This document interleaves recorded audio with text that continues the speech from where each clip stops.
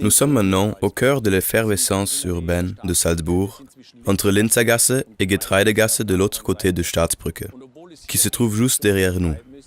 Bien que l'agitation autour de nous soit intense, nous sommes en fait entourés d'une oasis de tranquillité créée par Marina Abramovic, artiste née à Belgrade en Serbie et qui est actuellement artiste en résidence à New York. Elle est membre du jury du Festival international du film de Venise et elle a créé ici, pour Salzbourg, une œuvre d'art magnifique. Asseyez-vous, détendez-vous et profitez du cadre magnifique. Si nous nous étions assis ici, il y a 180 ans, nous aurions été trompés car c'est l'ancien lit de la Salzach. Portez votre regard vers la Linzergasse, en aval sur votre droite, et notez bien qu'autrefois l'eau atteignait le devant des maisons. Et c'était la même chose sur la autre rive. Les routes sur les deux rives de la Salzach, où nous remarquons en ce moment un trafic intense, n'existaient pas à l'époque.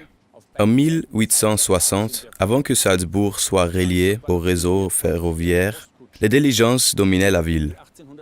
La construction de la ligne de chemin de fer vers Salzbourg progressa très rapidement.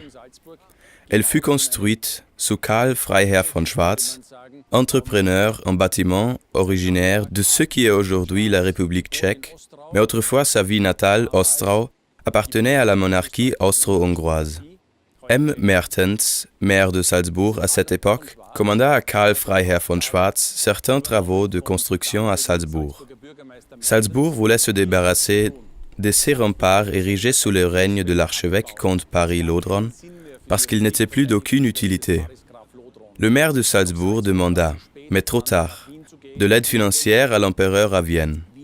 Vienne et Graz avaient reçu beaucoup d'argent.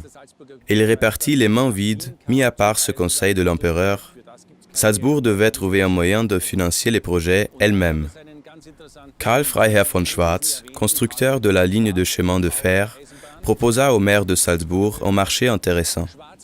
Il suggéra que la ville lui fit cadeau des remparts, qu'il promit de démanteler à son rythme et à ses frais. En échange, il proposa de régulariser les cours de la rivière Salzach afin de gagner de nouvelles terres à condition qu'il soit plus tard propriétaire de ces terres récupérées. Le marché fut conclu.